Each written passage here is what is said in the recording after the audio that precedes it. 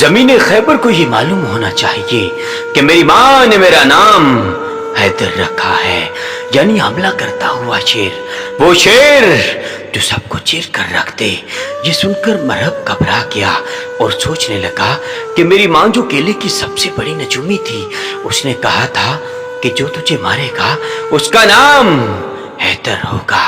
اس نے کہا تھا کہ تو کسی سے بھی لڑنا، کسی سے بھی جنگ کرنا، لیکن حیدر نام کے شخص سے نہ لڑنا۔ حیدر نام ہی ایسا ہے کہ جو سن کر ہر مسلمان کے خون میں فروانی اور جوش آ جاتا ہے۔ خیبر مدینہ کے قریب ایک بڑی آبادی والا شہر تھا، جہاں یہودیوں نے کئی مضبوط قلعے بنا رکھے تھے۔ یہ نہایت سرخیز علاقہ تھا۔ عرب کی سرزمین میں یہ علاقہ یہودیوں کا مرکز تھا۔ خیبر کے یہودی نہایت ہی بدکار اور فریبکار تھے، جو اکثر اہل اسلام کو نقصان پہنچاتے اور مسلمانوں کو نقصان پہنچانے کی سازشیں کیا کرتے تھے۔ یہ لوگ تجارت کے لیے مسلمانوں کو اس علاقے سے گزرنے کی اجازت نہیں دیتے تھے تاکہ مسلمانوں کا مالی نقصان ہو۔ کئی جنگوں میں بھی یہودیوں نے مشرکین کے ساتھ مل کر مسلمانوں پر لشکر کشی کی تھی۔ اللہ کے حکم سے صحابہ کا یہ لشکر مدینہ منورہ سے ذی الحجہ 4 ہجری کو روانہ ہوا، اور اس قافلہ کے سپہ سالار خود حضرت محمد صلی اللہ علیہ وآلہ وسلم تھے۔ اسلامی لشکر کی تعداد 1600 تھی، جس میں 1400 پیدل اور 200 گھڑ سوار تھے۔ جب صحابہ کا یہ لشکر مدینہ منورہ سے روانہ ہوا تو وہاں موجود رئیس المنافقین عبداللہ ابن ابی نے خیبر کے یہودیوں کو فوراً اطلاع دی کہ اب محمد نے تمہاری طرف رخ کیا ہے، لہذا ہوشیار رہو اور ڈرنا نہیں، کیونکہ تمہاری تعداد اور تمہارا ساز و سامان مسلمانوں سے زیادہ ہے، اور محمد اور اس کے ساتھی بہت کم ہیں۔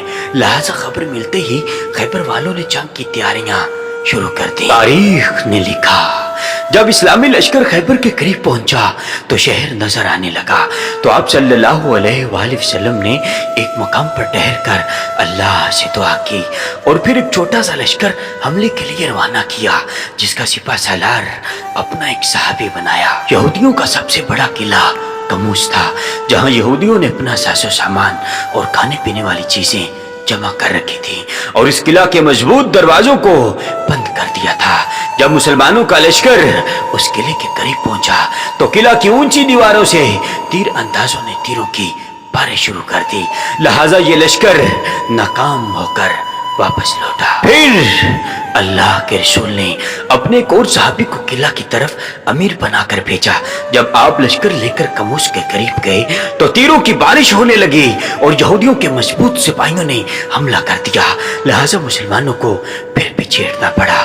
اسی طرح حضرت محمد صلی اللہ علیہ وآلہ وسلم نے حضرت سعد بن عبیدہ کو اور دیگر صحابہ اکرام کو لشکر کا سپہ سالار بنا کر بھیجا، لیکن سب کے سب میدان سے واپس لوٹ آئے اور کامیاب نہ ہو سکے۔ یہ اللہ کے رسول اور آپ کے صحابہ کے لیے سخت آزمائش کا دن تھا۔ ہر طرف مایوسی اور اہل خیبر کا خوف اور دہشت چھائی ہوئی تھی، لہذا رسول اللہ صلی اللہ علیہ وآلہ وسلم خیمے سے باہر آئے۔ آپ نے اپنے صحابہ کو جمع کیا اور فرمایا کہ کل میں اس شخص کو جھنڈا دوں گا جو اللہ اور اس کے رسول سے محبت کرتا ہے، اور اللہ اور اس کا رسول اس سے محبت کرتے ہیں۔ وہ شکست کھانے والا نہیں ہے اور نہ ہی میدان سے واپس آنے والا ہے، اور اللہ اس کے ہاتھوں سے فتح عطا کرے گا۔ تمام صحابہ کی یہی خواہش تھی کہ اگلے دن جھنڈا انہیں مل جائے۔ اسی سوچ میں سارے صحابہ بیتاب رہے اور کسی کو نیند نہ آئی۔ سب یہی سوچ رہے تھے کہ صبح جھنڈا کس کو ملے گا۔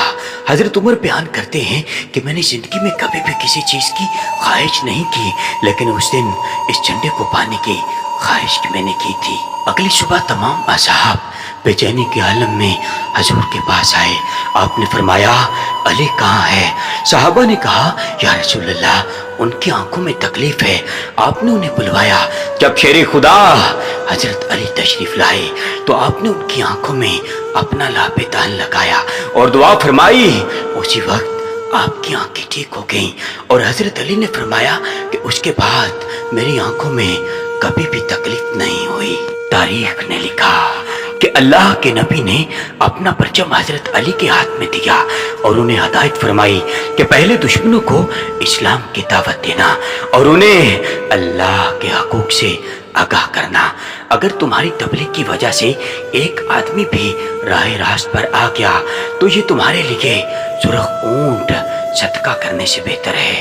شیر خدا حضرت علی اپنا لشکر لے کر قلعے کی طرف روانہ ہوئے اور وہاں پہنچ کر اپنا جھنڈا نصب کر دیا اور آپ نے حضور کے حکم کے مطابق یہودیوں کو اسلام کی دعوت دی، لیکن انہوں نے انکار کر دیا اور اس کا جواب اینٹ پتھر اور تیروں سے دیا۔ اسی دوران اس قلعے کا سردار جس کا نام مرہب پہلوان تھا قلعے سے باہر آیا، جو کہ ایک جنگجو شخص تھا اور مرہب کو 100 سپاہیوں کے برابر قرار دیا گیا تھا۔ یہودیوں کا یہ سپہ سالار آگے بڑھا اور کہنے لگا، خیبر مجھے خوب جانتا ہے کہ میں مرہب ہوں، اسلحہ پوش ہوں، بہادر ہوں اور تجربہ کار ہوں۔ حیدر کرار نے فرمایا، میں وہ ہوں کہ میری ماں نے میرا نام حیدر رکھا ہے، میں کچار کے شیر کی طرح ہیبتناک ہوں۔ مرہب بڑے غضبناک انداز میں آگے بڑھتا ہے اور شیر خدا پر حملہ کرتا ہے، مگر آپ نے ایسا داؤ بدلا کہ مرہب کا وار خالے گیا۔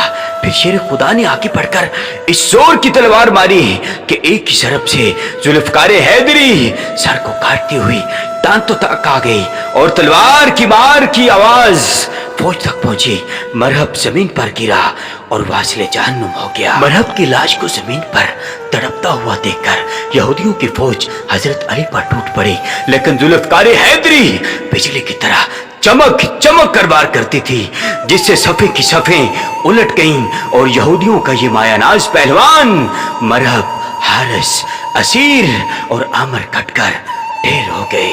ایک روایت کے مطابق یہودیوں کے ایک سپاہی نے قلعے کے دروازے پر حضرت علی پر وار کیا اور آپ کی ڈھال گر گئی اور آپ نے قلعے کا ایک دروازہ ہی اکھاڑ لیا اور اسے اپنی ڈھال بنا لیا اور اس دروازے کو ہاتھ میں لے کر آخر تک لڑتے رہے، یہاں تک کہ قلعہ آپ کے ہاتھوں سے فتح ہو گیا۔